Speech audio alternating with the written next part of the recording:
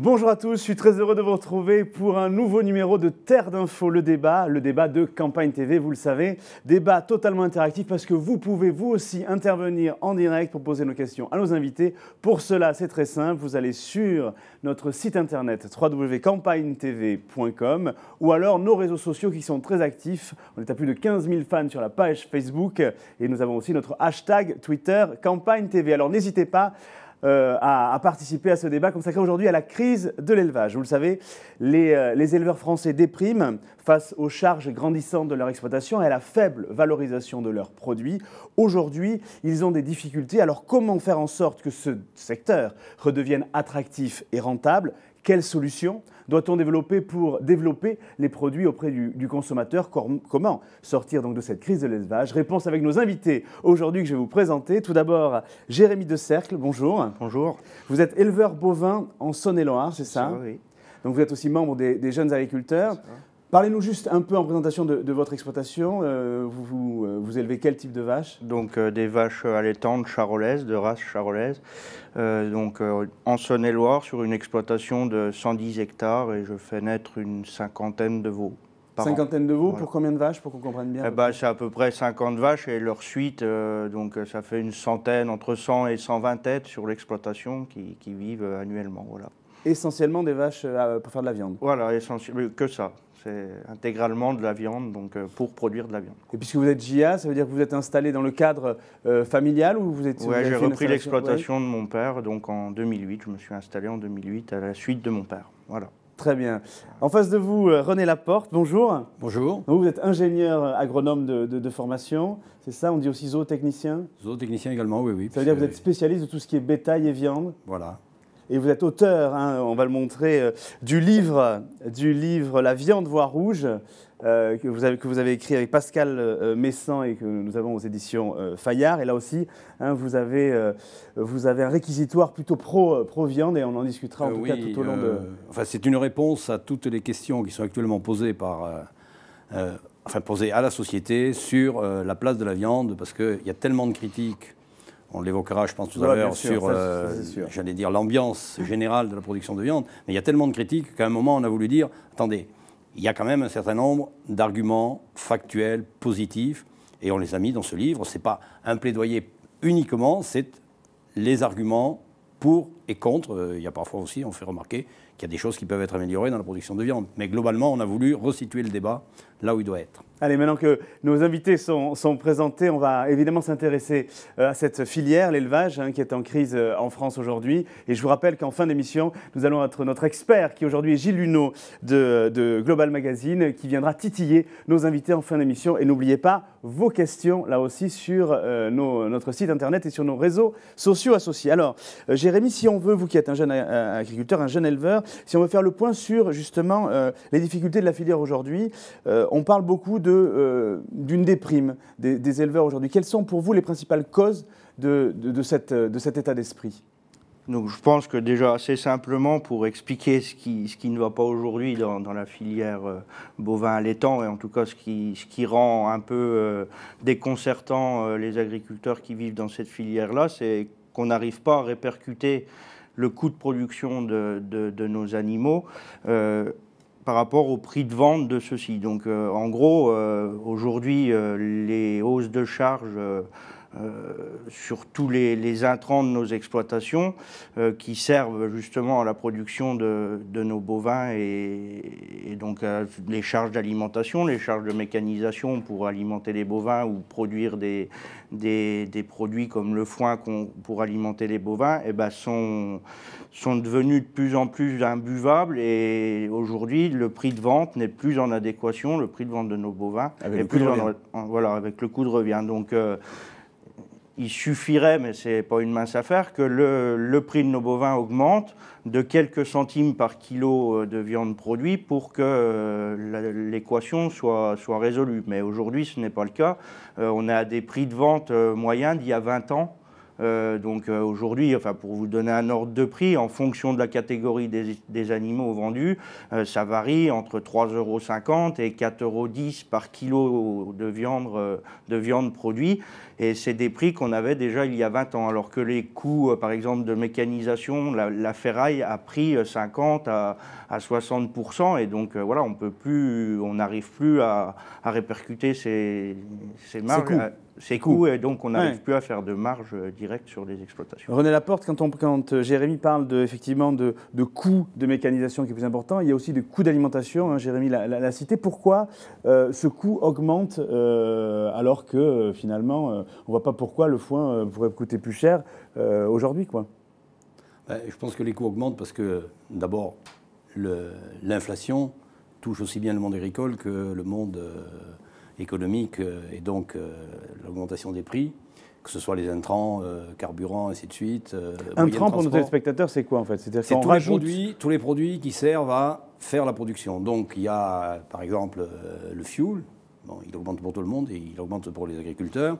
Il y a les engrais, il y a l'alimentation. Alors l'alimentation, je pense qu'on va en faire un chapitre un peu particulier parce que ça touche à la fois le monde végétal et le monde animal, parce que oui, on nourrit bien nos animaux avec du foin, avec des céréales, avec du soja qu'on importe pour une partie, ou avec d'autres produits. Donc je pense qu'on y reviendra tout à l'heure. Mais tous ces intrants, effectivement, ils augmentent, et ils ont augmenté plus vite. Ça, je reconnais tout à fait ce qu'a dit Jérémy, que le prix de la viande, parce que sur 20 ans, on est à peu près. Bon, on a eu un léger mieux en 2012, hein, plus 12% sur les bovins viande. Mais ça n'a pas rattrapé, effectivement, ce qui a été perdu pendant 10 ans.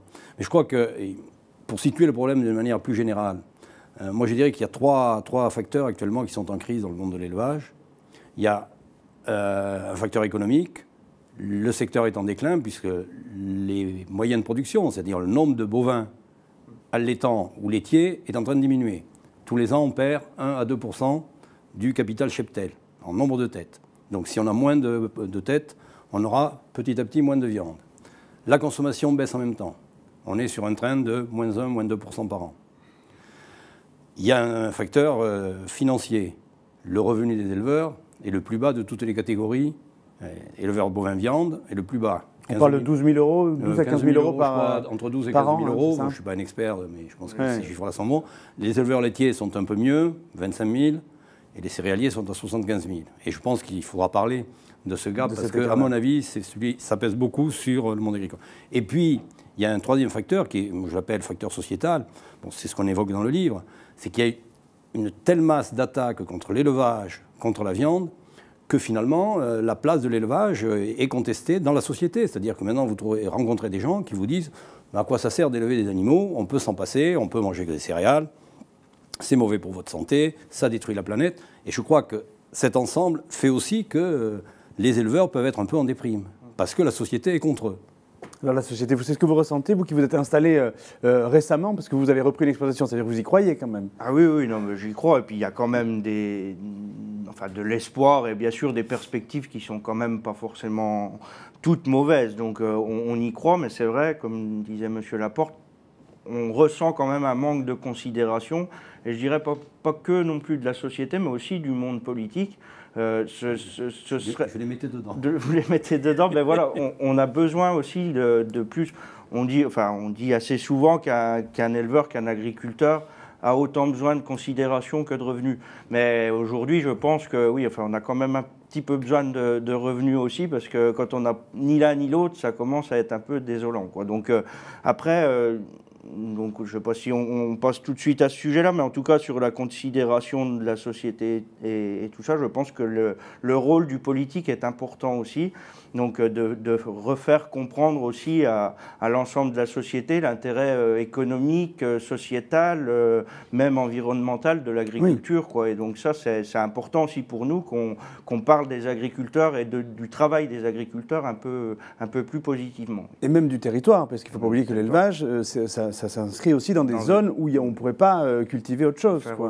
Donc là aussi, il y a aussi de l'économie, en tout cas, garder une certaine économie dans certains territoires qui pourraient avoir des difficultés pour être exploités autrement, en fait. Exactement. Alors Jérémy, si on revient pour bien qu'on comprenne sur les causes, donc on a bien compris, le coût de l'alimentation du bétail augmente. Vous, par exemple, vous êtes en polyculture ou vous achetez votre alimentation pour le bétail? Donc, assez régulièrement et habituellement, le foin qu'on donne à nos animaux, qui est une des premières sources d'alimentation du bétail, notamment des bovins allaitants, est produite sur l'exploitation. En général, c'est ça. Donc voilà, comme moi, je produis tout mon foin.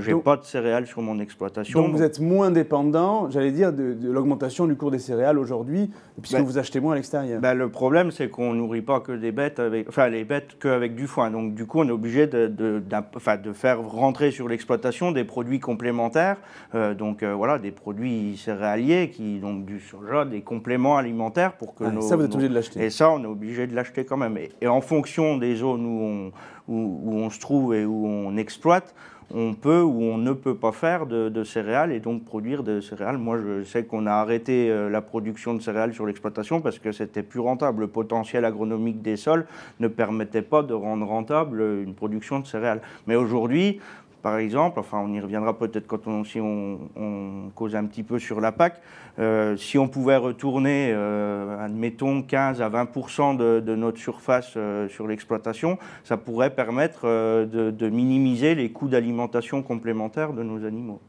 Alors vous parliez donc de coûts de mécanisation aussi. Est-ce que vous, si vous n'aviez pas hérité de l'exploitation familiale, est-ce que vous auriez pu investir les moyens nécessaires pour pouvoir justement continuer cet élevage-là? Parce qu'il faut savoir quand même que ce sont des investissements lourds. C'est la filière qui demande le plus d'investissements sonnantes et trébuchantes.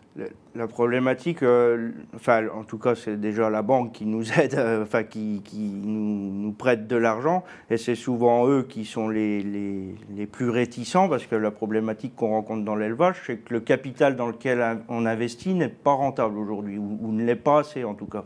Donc du coup, les banques sont un peu plus frileuses de nous prêter de l'argent. Donc moi, dans mon cas personnel, effectivement, quand on reprend une exploitation, qu'on est dans le cadre familial, il y a forcément des avantages que n'ont pas d'autres jeunes ou porteurs de projets qui souhaiteraient rentrer dans ce métier-là. Mais voilà, les charges de mécanisation, je peux donner des exemples, mais le matériel, par exemple, pour faire le foin, les faucheuses pour couper le foin. Mon père en avait acheté une il y a 10 ans. Aujourd'hui, elle vaut le double et c'est à peu près le même matériel, quoi. Et donc, et mes animaux, pour le coup, ne valent pas le double, quoi. Quand je vends mes animaux, on est loin de ça, quoi. Donc voilà, il y a quelque chose qui ne va pas, quoi. On ne peut pas continuer de vivre. C'est quand même des entreprises agricoles. Aucune entreprise aujourd'hui n'arrive à fonctionner si elle ne répercute pas ses coûts de production sur le prix de vente, quoi. René Laporte, justement, pourquoi on n'arrive pas à répercuter le coût, le prix de revient et le coût d'exploitation sur le prix de vente? Parce qu'à un moment donné, on comprend pas. Enfin, on comprend bien la logique des industriels qui disent moi, je veux acheter le plus bas possible, sauf qu'à un moment donné, on ne peut pas vendre en deçà d'un coût de revient. Je crois qu'il faut faire l'équilibre. Il y a des producteurs, il y a des consommateurs. Bon, entre les deux, effectivement, il y a des professionnels qui sont des commerçants, des abatteurs, des industriels privés ou coopératifs, qui ont la fonction de faire le lien finalement entre les producteurs et les consommateurs, puisque la production de viande est faite pour être consommée par vous et moi, enfin par tous ceux qui consomment de la viande. Donc ce n'est pas forcément l'intermédiaire abatteur, pour prendre le centre de la filière, qui va arbitrer le prix. Qui décide du prix actuellement? Bon, il y a en gros l'équilibre offre-demande sur le marché national. Ou, je dois dire même maintenant sur le marché européen, parce que les frontières sont quand même largement ouvertes, la viande circule facilement, donc je veux dire qu'on arbitre le prix à peu près au niveau européen. Bon, il y a un prix européen, mais l'Europe est déficitaire. Donc ça veut dire que le marché mondial, on fait appel au marché mondial, donc on va acheter de la viande au Brésil, en Argentine, un peu aux États-Unis, mais c'est fermé à cause de la guerre des hormones. Et bon, l'essentiel, c'est quand même l'Amérique du Sud. Donc, le prix d'offre extérieur pèse sur le prix européen. Et il est moins cher que le prix européen? Il est effectivement monté quand même pas mal, mais on est encore avec un écart de 20 à 30% dans le prix d'offre. Si je veux acheter des entrecôtes en Argentine ou au Brésil, je peux les trouver, disons, entre 20 et 30% moins cher que le marché européen, à qualité égale. Donc, ça pèse sur le prix. Bon, ça, c'est l'équilibre général. Mais l'arbitrage au niveau français, le problème, il est que le prix, et j'ai un gros acheteur, ou de gros acheteurs que sont les grandes surfaces, qui sont devenues dominantes dans la distribution de la viande bovine, puisqu'ils représentent maintenant 80%, enfin 70-80% de la distribution de la viande. Et donc, eux, ils sont toujours à la recherche du prix le plus bas, ce qui a été voulu par des pouvoirs publics. Donc, à ce moment-là, forcément, que ça pèse sur le prix à la production. Et si en plus, je vous dis, j'ai un arbitrage européen ou mondial qui fait que je peux peser sur les prix, forcément, il n'y a pas l'embellie qu'on pourrait souhaiter pour les producteurs. Et je pense que ce sera toujours difficile, dans un marché ouvert, d'avoir ce qu'on pourrait appeler un calcul mathématique du prix, c'est-à-dire une répercussion directe, en disant si le prix à la production a augmenté de 10%, ben j'augmente les prix aux consommateurs de 10%. D'accord. Mais autre facteur qui devait justement essayer de temporiser et de compenser ce manque à gagner, c'est quand même les aides de la PAC, donc qui devaient justement pouvoir jouer sur ces prix-là. Alors pourquoi les aides de la PAC ne suffisent-elles pas justement à compenser cette hausse de coûts, Jérémy ? Je pense tout simplement parce que le budget de la PAC, quand il a été imaginé, à l'époque où il a été imaginé, c'était pour 6 pays au départ. Aujourd'hui, on est 27, 28, bientôt 29. Et on a toujours le même budget. Donc du coup, forcément que ça a diminué un petit peu, notamment pour l'ensemble du monde agricole français, du secteur agricole français. Les aides PAC sont un petit peu moindres qu'elles pourraient être si on était moins de pays, quoi. Donc finalement, c'est plus forcément non plus en adéquation, même si le budget encore cette année a été à peu près maintenu ou a diminué à croissance constante en 2017, 2019 ou 2020, ça aura rediminué, ça fera moins d'argent pour les agriculteurs, quoi. Et donc, du coup, on n'arrive plus à répercuter. Les aides PAC ne suffisent pas. Voilà, ne suffisent plus. René Laporte. Oui, je crois que dans les aides PAC, il faut dire une chose, c'est que dans les aides les plus importantes sont pour le troupeau allaitant, la prime à la vache allaitante et un certain nombre de compléments. Elles sont en fait faites pour compenser des handicaps de production de ces régions-là par rapport aux régions céréalières, ainsi de suite. Si vous voulez, donc c'est plus des aides structurelles que des aides compensatrices de revenus. D'accord. Il y a longtemps que l'Union européenne a abandonné l'idée que ça compensait le revenu. Bon, ça a été la justification en 92 quand il y avait eu la grande réforme de la PAC que j'ai vécue à l'époque. Mais petit à petit, maintenant, c'est devenu plutôt des aides structurelles qui compensent ou qui aident au maintien du troupeau allaitant, puisque la prime, d'ailleurs, s'appelle la prime au maintien du troupeau allaitant. Donc c'est bien pour donner un complément, parce qu'il y a un handicap à produire des animaux à l'herbe, ainsi de suite. On pourra y revenir tout à l'heure, parce que quand on voit la différence de rentabilité entre un hectare de céréales et un hectare d'herbe, s'il n'y a pas des compensations ou des aides structurelles publiques françaises ou surtout européennes, le troupeau allaitant aura du mal à se maintenir. Oui, alors là, il faut bien faire le distinguo entre justement le lait et la viande. Et là, j'aimerais bien que vous nous clarifiez la différence pour qu'on comprenne bien la différence de problématique entre les deux, Jérémy. Juste pour rebondir sur ce que disait M. Laporte, c'est vraiment ça. Je pense qu'aujourd'hui, les aides PAC, quand elles arrivent sur une exploitation, elles ne font qu'irriguer toutes les structures auxquelles on a besoin pour produire nos produits, quoi. Et donc, c'est vraiment ça. C'est plus une compensation de revenus comme c'était. Ce n'est plus autant que ça pouvait l'être avant, une compensation de revenus. Et ça ne fait qu'irriguer les structures dont on a besoin, pour acheter nos aliments. Donc on va mettre les sous qui arrivent de la PAC sur les exploitations. Elles servent à payer tout ce qu'on a à payer. Et plus mais quel que soit le type d'exploitation. Oui, en gros, ça dépend pour lesquels, mais en tout cas en élevage, c'est ça qu'on rencontre. Et voilà, quoi. Et donc après, oui, sur la différence entre, peut-être soit sur la problématique ou sur comment sont gérées les aides PAC dans l'élevage lait ou dans l'élevage viande, la différence est peut-être que justement il y a des primes au maintien du troupeau allaitant pour l'élevage allaitant. Et après, la PAC servait aussi, notamment avec les quotas laitiers, à réguler le marché pour les éleveurs laitiers.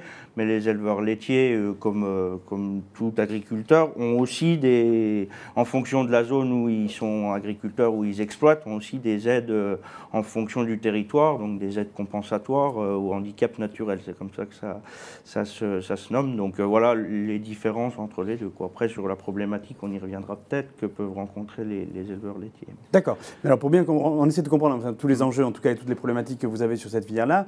Dernière problématique qui est importante, ce que René Laporte citait tout à l'heure, c'est la baisse de consommation de viande, puisque finalement, il est lié à la baisse de pouvoir d'achat des Français, ou il est lié à d'autres facteurs sanitaires qu'on comprendrait aisément suite aux différentes crises sanitaires qu'on a pu avoir. Alors, on parle bien de viande bovine. On pense bien de viande bovine. Pourquoi, vous avez cité tout à l'heure, la baisse de la consommation? Il y a effectivement une tendance depuis 20 ans, ça remonte aux années 90, où jusqu'aux années 90, on était stable et même en légère augmentation, consommation par habitant et par an pour les Français, c'était 24, 25, 26 kilos de viande. Bon, et depuis 90, on est à peu près sur une baisse tendancielle. Alors après, on peut faire les courbes liées aux crises sanitaires, ainsi de suite, si vous voulez, on pourra y revenir tout à l'heure. Mais globalement, on a moins 1% par an. Donc ça fait en gros moins 20% quand même de baisse de consommation. Et qui s'explique pourquoi? Alors, je voudrais bien préciser, parce qu'il y a beaucoup de confusion, c'est la consommation par tête. Oui. Or, heureusement que le nombre de Français augmente. D'accord. Même s'il est petit. D'accord. Ce qui fait que le volume global dont j'ai besoin pour couvrir la consommation de 65 millions de Français, alors qu'avant on n'était que 60, fait que j'ai à peu près le même volume. Le même volume. Mais il faut tenir compte de cette baisse tendancielle, qui veut dire quoi? Ça veut dire qu'en fait, on a eu une hausse de la consommation parce que la viande, et notamment la viande bovine, a été offerte à des prix intéressants, a permis à des franges de la population qui en mangeaient très peu dans les années 50 à consommer de la viande bovine. Et donc, en plus, la viande bovine était un marqueur social. C'est-à-dire que si on pouvait accéder à cette consommation, c'était une certaine réussite, ça marquait l'évolution du niveau de vie, ainsi de suite. Bon, il faut reconnaître maintenant que les sociétés occidentales, parce que ce n'est pas propre à la France, hein, c'est l'Europe, c'est les États-Unis, on a saturé nos besoins et, j'allais presque dire, nos envies de viande. Et donc, on a d'autres opportunités, on a d'autres produits à consommer, donc on arbitre. La viande de qualité, enfin la viande de boucherie, est un prix, et bovine notamment, est quand même à un prix assez élevé. Oui, bien sûr. Donc le consommateur arbitre, ainsi de suite. Mais on a aussi offert, il faut dire, alors là il faudrait un peu rentrer dans le détail, la consommation de viande bovine se fait sous deux formes. On va retrouver un peu l'actualité. Il y a la viande bovine fraîche, celle que vous achetez chez le boucher, qui est maintenant essentiellement la partie noble de l'animal, qui sont les morceaux à rôtir, à poêler, enfin tout ce qui se mange sous forme de grillade, sous forme de steak, ainsi de suite. Bon, ça c'est la majeure partie, et c'est la partie qu'on valorise le mieux de l'animal.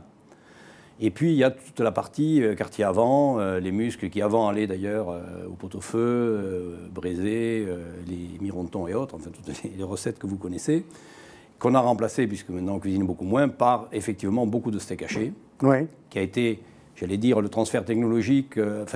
Si dans la viande bovine on a inventé un produit nouveau sur les 50 dernières années, c'est le steak haché, qui il y a 50 ans représentait quasiment zéro de consommation, et qui maintenant est pas loin de représenter un tiers de la viande bovine qui se mange sous forme de viande hachée. Et alors après, il y a la viande utilisée dans les plats cuisinés et autres, et produits transformés, qui ont fait oui, enfin le terme de minerai, il faut faire attention. Il y a de la viande qui est utilisée, qui est la même que celle que j'utilise en boucherie, parce que je la vendais avant sous forme de muscles, et ainsi de suite, et que maintenant je vais utiliser. Et puis il y a effectivement le minerai de deuxième ou troisième catégorie. Mais entre professionnels, bon, on a des normes de qualité, mais bon, c'est pas le débat d'aujourd'hui. Non, c'est pas le débat d'aujourd'hui. Voilà. Mais je voulais quand même donner cette explication. Donc cette tendance, on l'a. Moi, je dis simplement, il faut éviter que ça aille trop vite, parce qu'à ce moment-là, ça déstabilise complètement la production. Pour l'instant, on arrive à la gérer, puisque je vous dis, le nombre d'habitants compense. Et dans un contexte justement où on va être 9 milliards en 2050, donc globalement l'offre mondiale devrait augmenter importante pour pouvoir nourrir ces 9 milliards d'habitants, est-ce que justement on ne peut pas profiter de cet effet d'aubaine-là? Alors ça c'est la question, effectivement. On peut se poser la question, est-ce que l'Europe va pouvoir profiter de la demande mondiale? Bon, c'est clair, la demande mondiale elle est faite de deux demandes, celle des pays développés comme les nôtres, qui elles stagnent. D'accord. Et celle des pays émergents ou des pays en développement, qui eux, dès que le niveau de vie s'élève, se tournent vers la viande. Alors, beaucoup plus vers la viande de volaille, vers la viande de porc, qui sont des viandes moins chères, mais aussi vers la viande bovine. Donc on a une demande de l'ordre de 3 à 4% de plus tous les ans sur la viande bovine, qui vient surtout du sud-est asiatique, du pourtour méditerranéen, tout le Proche et Moyen-Orient, et un peu de l'Afrique, mais beaucoup moins, parce que le niveau de vie et les revenus sont moins élevés. Est-ce qu'on va pouvoir, l'Europe, répondre? Pour l'instant, je vous réponds non, puisqu'on est en diminution de production ou stabilisation de production par rapport à nos besoins. C'est-à-dire qu'on n'a pas d'excédent. Alors, ça ne veut pas dire que parce qu'on est production 100, consommation 100, que je ne vais pas exporter, et par contre j'importe pour compenser la partie que j'exporte. Oui, bien sûr. Bon, parce qu'il y a des arbitrages, il y a des qualités qui s'arbitrent mieux et que je valorise mieux sur certains marchés, ainsi de suite.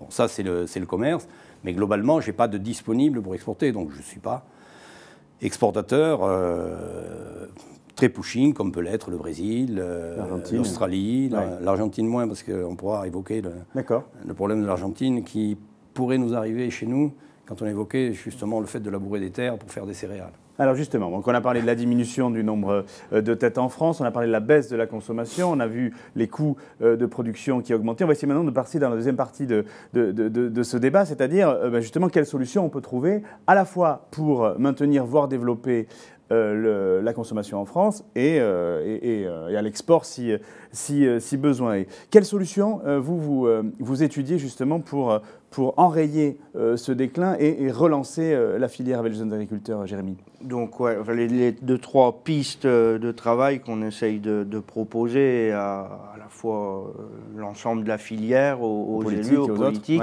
Voilà, c'est déjà d'essayer justement de profiter peut-être de l'opportunité de l'augmentation de la population mondiale. Et malgré ce que disait M. Laporte, je pense qu'il faut qu'on saisisse la chance, si on y arrive en tout cas. C'est vrai qu'on n'est pas forcément autosuffisant en viande bovine en Europe, mais bon, si on n'a pas forcément trop envie d'en manger et puis qu'il y a d'autres pays qui émergent, il faut quand même qu'on saisisse cette chance, mais ça reste quand même des marchés qui sont encore pas forcément structurés, sur lesquels on ne peut pas forcément se reposer pour dire ça ira mieux demain, quoi. Donc il faut vraiment que déjà au niveau français, la filière soit moins opaque, je l'allais dire, et que voilà, ce soit peut-être un peu plus structuré.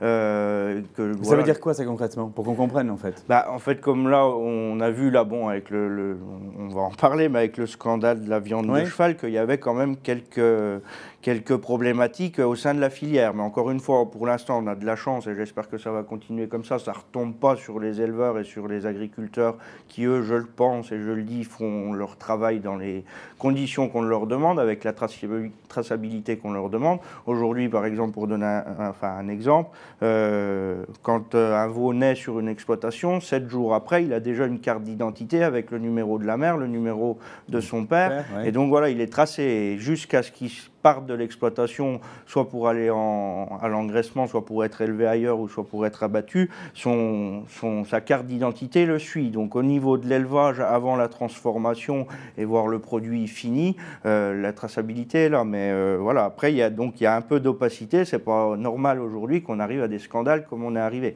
Mais voilà, il ne faudrait pas que ça retombe sur les éleveurs. Aujourd'hui, ce n'est pas le cas.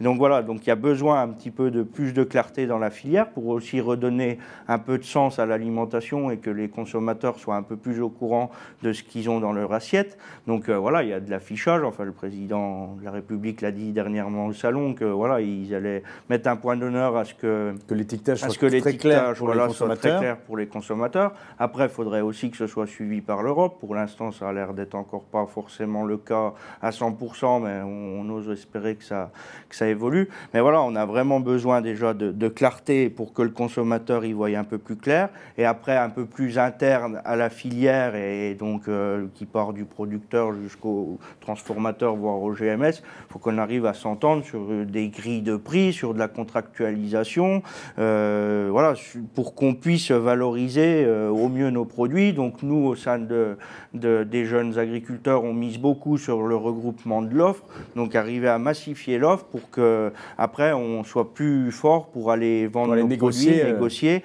voilà, que ce soit plus évident. Après, il y a la gestion aussi de toute la mise en marché, donc à la fois sur le territoire français, mais aussi si on arrive sur le territoire européen, voire mondial.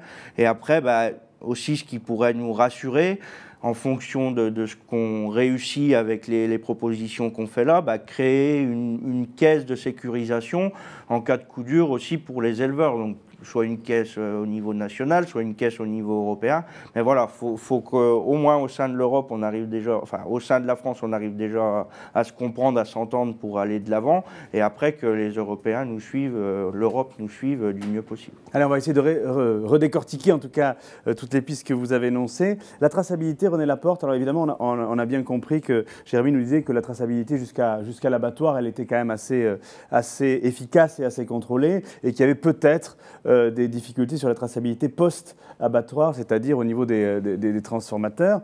Est-ce que pour le consommateur, ça fait partie d'un des vecteurs les plus importants dans son acte d'achat ?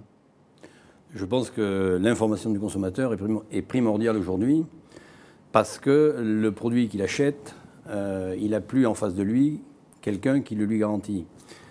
Quand la viande était distribuée par des bouchers détaillants, je faisais confiance à mon boucher, je ne lui faisais pas confiance. Et si je ne faisais pas confiance, je changeais. Ouais.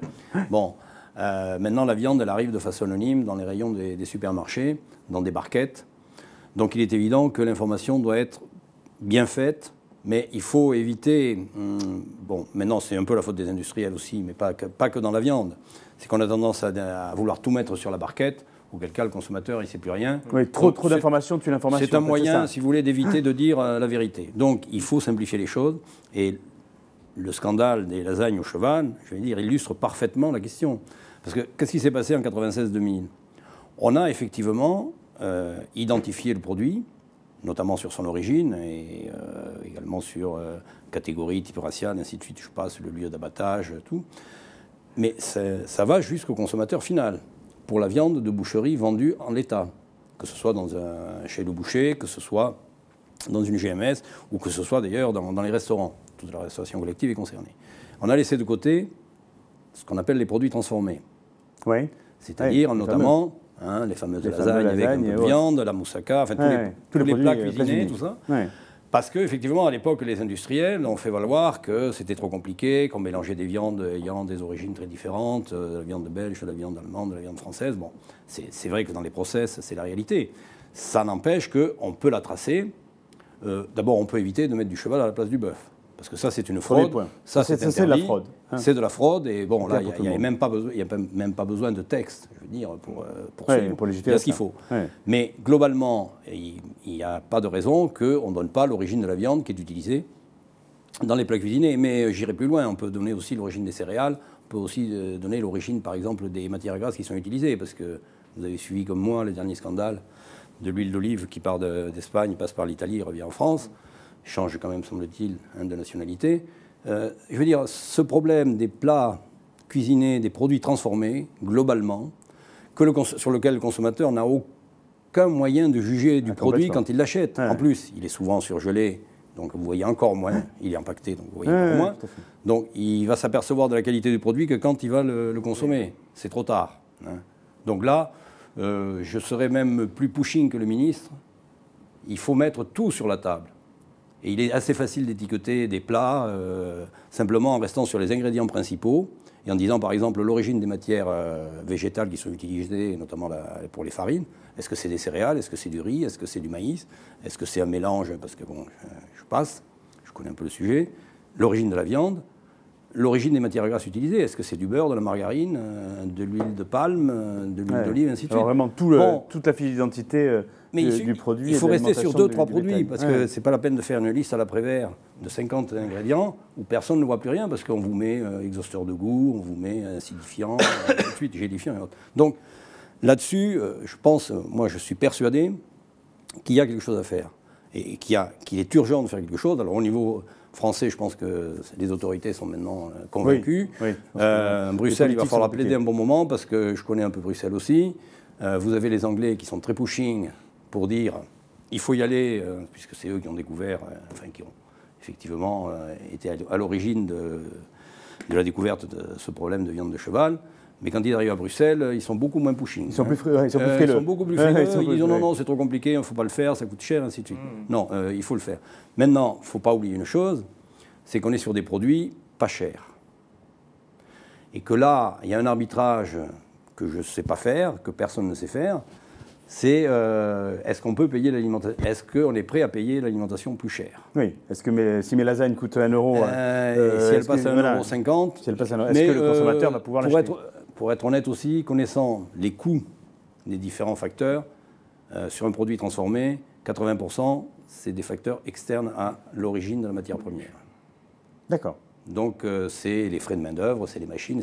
Donc, que vous utilisez la machine ou la main-d'œuvre pour faire du bon ou du mauvais, c'est le même prix. Donc, après, c'est un problème de qualité de matière première. Donc, ça reste quand même assez marginal. Il ne faut pas trop utiliser l'argument du prix pour dire qu'on ne peut pas le faire. Bon, traçabilité, c'est un argument quand même, que le consommateur s'y retrouve. Oui, tout à fait. Et soit informé.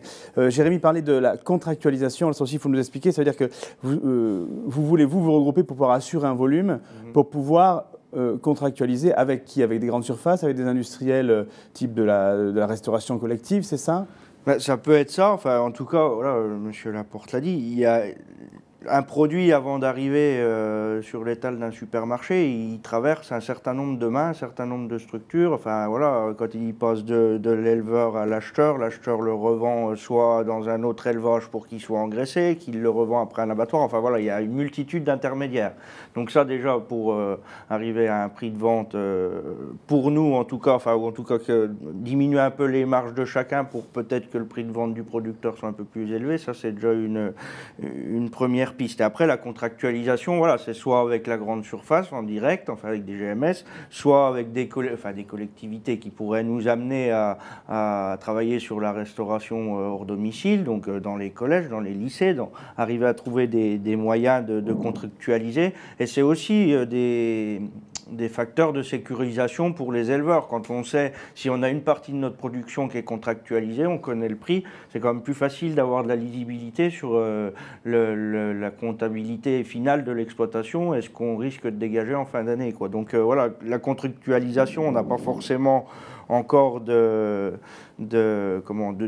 décider avec qui il fallait le faire, mais à mon avis, faut imaginer pouvoir le faire avec plusieurs types de structures, quoi, soit avec les grandes surfaces, soit avec nos outils coopératifs ou nos outils qui existent à qui on vend les animaux. On pourrait imaginer prévoir de contractualiser 30% de notre production, voilà, et du coup proposer, mais pour ça, il faut aussi que les autres maillons de la filière s'engagent à contractualiser avec leurs contrevenants, enfin avec ceux avec qui ils travaillent, quoi. D'accord. Voilà, donc c'est un travail de toute la filière. C'est pas que nous, les producteurs, on peut dire ça, mais il faut que tout le monde s'engage là-dedans, quoi. Et il faut bien sûr que le prix soit intéressant, parce qu'aujourd'hui, si un certain nombre d'éleveurs n'y vont pas vers la contractualisation, c'est parce que il n'y a rien qui n'est proposé qui est vraiment... Il y a un prix intéressant pour les éleveurs. Voilà, et le prix n'est pas forcément intéressant. Allez, il est grand temps d'accueillir notre expert, puisqu'on a passé la demi-heure, en tout cas, de débat entre nos deux invités. Gilles Luneau de Globalmac, qui va venir titiller nos invités.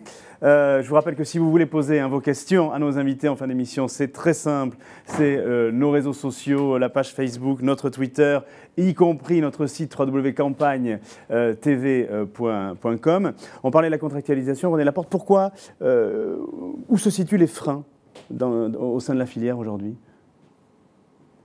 Je vous ai donné un élément tout à l'heure. Je pense qu'à l'heure d'aujourd'hui, aucun opérateur économique, que ce soit les producteurs, que ce soit les fameux intermédiaires, commerçants, abatteurs, que ce soit les distributeurs, ne peuvent s'engager sur un prix ou dire « j'achète à tel prix » alors que le marché va donner un autre prix. Moi, je ne connais pas, si vous voulez, d'opérateurs qui, sur le long terme, évidemment, je peux faire une opération spot, je peux vous dire demain je vous achète 3 bovins, même si je perds, je me rattraperai sur autre chose. Mais globalement, si je ne maîtrise pas le prix, je ne peux pas m'engager contractuellement sur le prix. Alors, Maintenant, je vais rentrer un peu dans le détail. On peut avoir une contractualisation partielle sur les quantités. C'est-à-dire qu'il me faut tel volume annuellement pour alimenter ma grande surface. Un accord sur la référence de prix qu'on utilisera au moment où la production arrivera. Parce que je n'ai pas de marché à terme sur la viande, ce n'est pas comme les céréales.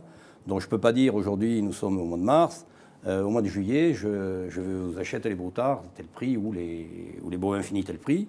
Parce que s'il y a un écart de 1 euro au kilo, même 50 centimes d'euros au kilo entre le marché et le prix que sur lequel je me suis engagé, s'il m'est favorable, bon, ben le producteur il va essayer éventuellement de vendre ailleurs, et ça se comprend, même si on l'a vu, ça s'est passé pour les céréales. Hein. Quand il y a eu la hausse rapide des céréales, il y a beaucoup de céréaliers qui ont cassé les contrats, même avec leurs coopératives. Hein.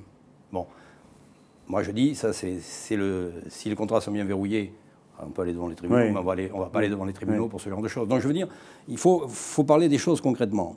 Si vous n'êtes pas maître du prix, vous ne pouvez pas contractualiser. Alors, je peux par contre contractualiser sur des produits, j'allais dire, marketés, entre guillemets. Donc, c'est toutes les filières de qualité qui se sont développées dans l'élevage. Il y en a quand même beaucoup. Tous les signes de qualité. C'est les appellations d'origine contrôlée. Les appellations, les labels, les filières identifiées ou le bœuf de Charolles, pour prendre quelque chose de proche de monsieur de Cerne. Bon, là, on peut contractualiser parce que c'est un produit qui est typé, et sur lequel il y a une différence suffisante pour que ça supporte une différence par rapport au prix de marché. Donc voilà, c'est ce que je veux dire. On peut le faire, et il faut savoir qu'on peut le faire, en plus, pour l'essentiel, ce type de contrat ne peut se faire qu'avec le distributeur final. C'est-à-dire celui qui a la maîtrise du prix de vente au consommateur. Parce que l'intermédiaire abatteur, moi je passe un contrat, effectivement, mais si ensuite mon distributeur, lui, dit, moi, je n'ai rien à cirer, ça ne me plaît pas et je fais venir la viande d'Argentine, du Brésil ou d'ailleurs, qu'est-ce que je fais? Donc, il faut savoir qui a le pouvoir dans la filière. Alors, pour moi, le pouvoir, il est maintenant au niveau du distributeur. C'est lui qui peut dire, j'achète 4 euros, 5 euros. Parce qu'il fera son prix de vente après en fonction de ce prix d'achat. Mais d'où la nécessité de se regrouper pour pouvoir peser justement sur ces après, effectivement, les formules de... Gilles Luneau. Bonjour à vous. Bonjour. Ils sont à vous. Oui. Écoutez, moi, à vous écouter tous les deux, d'abord, c'est fort passionnant, mais j'ai une vraie question. Enfin, où j'abonde dans votre sens, c'est qu'il faut tout mettre sur la table. Oui. C'est clair. Mais quand on met tout sur la table, il faut, ce que vous n'avez pas parlé, c'est le modèle de production. C'est-à-dire que moi, j'ai un souvenir de la naissance de la PAC pour avoir l'autosuffisance alimentaire de l'Europe. Vous nous racontez, et je vous crois, qu'elle est déficitaire en viande, en viande bovine, oui, qu'on est obligé d'importer. Donc on se dit, il faut favoriser le volume à produire. On pourra parler peut-être de comment vous vous battez sur la PAC. Mais en même temps, on s'aperçoit que la course au volume a fait, on va dire, cette production d'élevage intensif qui, c'est vrai qu'elle effraie la société avec les différentes alertes qu'on a eues, on l'a à peine évoqué. Findus en est finalement qu'un épisode, même si c'est un épisode de voyous, on veut bien convenir qu'il y a de la fraude, c'est aussi le produit d'un système. C'est-à-dire que dès l'instant qu'on accepte à tous les niveaux, je veux dire, de croire qu'on peut manger pour si peu cher de la viande, on se pose la question, c'est quand est-ce que quelqu'un dans vos métiers va dire stop. On ne peut pas accuser la société. On a une telle déconnexion aujourd'hui, on va dire, des urbains par rapport à la campagne. Ils ne connaissent pas le sujet. Donc, on ne peut pas leur faire procès. Moi, je suis choqué quand vous dites que c'est la faute à la société et que la société ne vous aime pas. Ce n'est pas vrai. 700 000 visiteurs au Salon de l'Agriculture, ça prouve que la société française aime ses paysans et aime la campagne. Par contre, il y a maintenant une vraie méfiance à ce qui arrive dans l'assiette, et ça, vous en êtes pour partie responsable. C'est-à-dire qu'il est temps d'avoir un discours de vérité. On ne peut pas manger à pas cher. C'est pas vrai. Jérémy. Pour répondre là-dessus, sur le fait que quand j'ai parlé de considération, j'ai bien repris, on avait dit la société en général. Moi, je pense que c'est plutôt un manque de considération politique. On le voit, le monde agricole par les politiques. Bon, là, effectivement, le salon, c'est une vitrine. On sait qu'il y a 700 000 visiteurs, donc forcément, les politiques passent faire un tour et viennent nous voir et viennent discuter avec nous. Après, je pense que c'est un manque de considération politique. Effectivement, la société a plutôt de bonnes vues sur leurs agriculteurs, en tout cas les agriculteurs français. Après, il y a quand même beaucoup, alors c'est pas vous que je vais montrer du doigt, bien entendu, mais de médias qui, quand on montre le monde agricole en général à la télé, c'est rare qu'on voit un exploitant agricole du Charolais, pour prendre une zone que je connais bien, qui élève voilà, une centaine de vaches sur 200 hectares, sans forcément faire rentrer trop d'intrants, trop d'engrais, en soignant ses animaux de manière assez normale, donc du coup c'est pas intensif, enfin voilà, c'est de produire. Et ça, c'est jamais montré non plus à la société. Voilà, ce qu'on montre à la société, c'est bon, il y a de la viande de cheval qui arrive, qui est mélangée au plat de lasagne, on va montrer les feedlots, les gros élevages d'Amérique du Sud. Voilà, on ne montre pas les bonnes choses à la société. Donc la société, c'est pas forcément qu'elle nous considère mal. Sans doute que quand on lui parle, moi je l'ai vu au salon, j'ai passé les 8 jours au salon, quand on discute avec les gens qui sont passés sur le stand des jeunes agriculteurs, on sent bien qu'ils ont envie de nous entendre, qu'ils disent qu'on produit des aliments qui sont plutôt de qualité. Mais on laisse la place à beaucoup trop, je pense, de détracteurs de l'agriculture dans un certain nombre de médias. Et donc, du coup, voilà, on a sorti des livres sur, voilà, ne plus manger de viande ou de dire que tous les produits, notamment fruits et légumes en France, étaient pourris de pesticides et tout ça. Donc, et voilà, et on laisse croire ça à la société, on laisse continuer à faire comprendre ça à la société, ou à faire croire ça en tout cas. Donc alors on va arrêter du coup de manger des pommes ou des choses comme ça, mais par contre de manger des pommes françaises, où on va encore contraindre les agriculteurs à mettre moins de pesticides peut-être, mais d'intrants en tout cas. Et après du coup par contre on laisse rentrer des produits espagnols, des fraises, on peut en manger toutes les saisons. Enfin voilà, il faut redonner un peu de sens à l'alimentation. Sur le discours de vérité, René, oui, quelque chose. Écoutez, on a écrit un livre avec Pascal Vincent, c'est effectivement que, alors, vous avez raison de dire, c'est pas la société qui pense que les agriculteurs ou que l'agriculture c'est pas bien, ainsi de suite, mais il y a quand même un décalage d'image. Les gens pensent qu'aujourd'hui l'agriculture c'est industriel, l'élevage est industriel. Or, si on reste dans le domaine des bovins, je peux vous dire une chose, c'est qu'un troupeau de 50 vaches, comme l'a dit Jérémy, ouais. Ça n'a rien d'industriel. Ouais. C'est vraiment même de l'agriculture encore, je ne vais pas dire de grand-papa, mais c'est de l'agriculture de base. Bon. Donc, la société, si vous voulez, du fait qu'elle n'a plus de relation avec un monde rural, elle a l'image du monde rural des années 50, 60. C'était beau, c'était bien, la petite ferme, les poules sur le tas de fumier et le cochon dans la cour de ferme. Bon, attendez, ça, il faut qu'on explique ça à la société. Parce que ça, c'est un premier point. Ça, c'est fondamental. Il faut répondre aussi, parce que c'est peut-être pas majoritairement la société qui pense ça, mais pour moi, il y a une minorité agissante qui est très forte. Et vous la connaissez, vous êtes dans les médias, donc vous êtes certainement mieux placé que moi encore pour la connaître. C'est celle qui fait quand même le buzz, qui fait passer un certain nombre d'idées, et vous le voyez bien à chaque fois qu'il y a eu les débats, même quand il y a eu une crise, on ressort toujours tout ce qu'on peut dire contre l'agriculture. Donc, je pense quand même qu'il faut quand même répondre à ces éléments-là. Et il y a un point, par exemple, moi je suis étonné de voir la société refuse à l'agriculture le droit de se moderniser. On dit, en gros, alors vous utilisez trop de pesticides, c'est certainement vrai, trop d'engrais, c'est certainement vrai, l'élevage, on n'a pas le droit de moderniser, d'intensifier, ainsi de suite. L'agriculture, je suis désolé, a droit à la modernité comme toutes les autres couches sociales. Les industries ne sont pas restées dans les années 50. On progresse en faisant des erreurs. L'agriculture fait des erreurs. On a certainement utilisé trop d'intrants, de pesticides, d'engrais, ainsi de suite.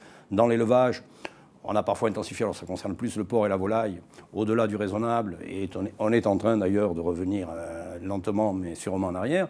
Dans les bovins, les veaux de boucherie, quand on les élevait en case individuelle, un peu fermées, bon, on a changé ça en 2002, on est passé à des cases collectives, on a remis les veaux ensemble. Bon, on améliore tout ça. Donc il faut le dire, voilà. Mais il y a quand même du travail à faire encore. Alors moi, on ne va pas faire un débat sur la presse et le rôle des journalistes. Mais je voudrais quand même... Surtout qu'il nous reste 5 minutes. Voilà, mais je voudrais quand même préciser que la presse, au moins en démocratie comme la France, elle est le reflet de la société. Elle porte... Les journalistes n'inventent rien. Je veux dire, on porte ce que les gens pensent. Moi, je crois qu'on a affaire quand même sur la question de l'agriculture, plus pas seulement que de l'élevage, à une schizophrénie qui est aussi portée par les agriculteurs, par la profession. Parce que si vous voulez, le métier d'agriculteur fait certainement partie des métiers qui ont le plus évolué, qui se sont modernisés. Moi, je suis né dans la France des années 50 à la campagne, donc je peux vous dire que entre les fermes sur la terre battue que j'ai connues dans mon enfance et aujourd'hui, les progrès ont été gigantesques et personne ne le conteste et personne ne refuse cette modernité à l'agriculture. Dans la société, personne. Je veux dire. Par contre, les crises successives, les inquiétudes, elles sont objectives à cause des errements, on va dire, ou du trop en avant du modèle qui a été développé dans les années 60-70. Vous le dites vous-même, il faut revenir un peu en arrière. Il y a des choses à corriger. Mais parlons des crises récentes. Si on prend Findus, la question c'est quoi ? Pourquoi rester sur des circuits si longs? Il faut peut-être raccourcir les circuits. Vous parliez de transparence, et mieux qu'une étiquette, c'est de connaître d'où ça vient. Si on reste à l'échelle de territoires palpables, vous avez déjà beaucoup plus de confiance et vous allez voir, ça va assécher et le manque de confiance et en plus, ça va aussi réduire les circuits de transformation opaques. Hein. Il faut dire aussi, moi je pense qu'il faudrait avoir aussi le courage au niveau de vos organisations de dire ben stop, on ne fournit pas, on ne peut pas fournir si c'est pour faire du plat cuisiné à 1,50 €. Personne ne peut croire qu'on va manger correctement avec ça. Jérémy, en une minute. Ouais, d'accord. On en revient un petit peu au problème de tout à l'heure. Les circuits courts, effectivement, ça peut être une réponse, sauf que à la fois, est-ce que ça répondra réellement à la crise de l'élevage en totalité? C'est pas sûr. Tout le monde ne peut pas faire des circuits courts. Et ça ne répondra pas forcément non plus à la demande de tous les consommateurs. Donc voilà, puis les circuits courts, c'est vrai qu'on en parle, les élus politiques sont friands de tout ça, mais finalement, quand on leur demande une définition un petit peu claire pour un certain nombre d'entre eux, on ne sait pas si c'est le nombre d'intermédiaires qui doit diminuer, on ne sait pas si c'est la proximité des aliments qui doit diminuer, mais c'est sûr que de toute façon, ce qui n'est pas normal, et là où je vous rejoins, c'est qu'on aille chercher du cheval en Roumanie pour remplir des lasagnes qui vont en Angleterre. Ça, c'est sûr que c'est pas normal. Donc après, voilà, nous, c'est sûr qu'on doit le dire et on le dit, je pense. Donc là, s'il y a des sanctions qui sont prises par rapport aux fraudes, aujourd'hui, la problématique aussi, puis j'en terminerai là, mais c'est que tant que l'alimentation, à mon avis, sera dans l'Organisation mondiale du commerce, tant que les biens alimentaires seront là-dedans, on aura beaucoup de mal à suivre. Donc je dis pas qu'il y a sûrement pour certaines productions où c'est bien, mais je pense que voilà, on l'a déjà demandé les jeunes agriculteurs, ça faisait l'objet d'un rapport d'orientation, de sortir l'alimentation de l'OMC. Voilà, on n'échange pas des avions de chasse contre de la viande bovine. Vous avez parfaitement raison, mais à ce moment-là, si vous voulez, moi, je rebondis. Comment se fait-il ?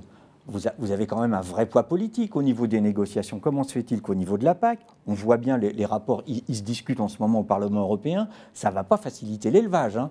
C'est-à-dire que les orientations qui sont prises, que ce soit le découplage, que ce soit les négociations qui viennent de s'ouvrir avec les États-Unis pour laisser rentrer les viandes américaines, je ne vous l'apprends pas.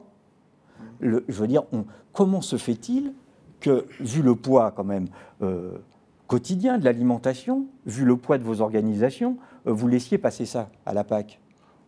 C'est encore pas tout à fait tout voté et on ne va pas tout laisser passer sans réagir non plus. Mais voilà, après, c'est sûr que sur la PAC, voilà, on définit une politique à 29 et tout le monde n'a pas forcément la même vision de l'agriculture. Voilà, on parlait de l'Angleterre qui a une vision peut-être un peu plus libérale. Enfin, les pays nordiques en général ils ont une plus vision un peu les plus... Anglais. Comment? Ils ont plus oui, non, mais donc du coup, voilà, il faut négocier avec eux une PAC qui dirait, bah voilà, vaut mieux acheter en Europe qu'aller acheter ailleurs. Bon, bah les Anglais n'ont pas forcément. Donc c'est moins facile, mais on essaye de se défendre. En tout cas, c'est notre volonté. Et si, pour les perspectives que je disais tout à l'heure, qui nous semblent plutôt pas mauvaises, si on veut atteindre ça et arriver à continuer d'installer des jeunes dans l'élevage allaitant notamment, eh ben on va se battre pour ça et on y croit. Mais je pense que les Polonais et les Roumains ont le même problème. Hein. Ce sera le mot de la fin. Alors évidemment, on continue ce débat sur nos réseaux sociaux, la page Facebook et notre Twitter, hashtag Campagne TV. On répondra à vos questions parce qu'on a été un peu pris par le temps et je vous demande de nous en excuser. Mais on répondra à vos questions sur nos réseaux sociaux promis avec nos invités juste à la fin de l'émission. On va être obligé donc de vous remercier. René Laporte, je vous rappelle, auteur donc du livre, co-auteur en tout cas de La viande voit rouge, et Jérémy De Serve, donc éleveur. Merci d'avoir participé à ce débat. Gilles, merci, à très vite. Merci à pour vous. venir titiller nos invités. Et nous, on se retrouve très bientôt pour un nouveau numéro de Terre d'Info, le débat sur Campagne TV. Au revoir.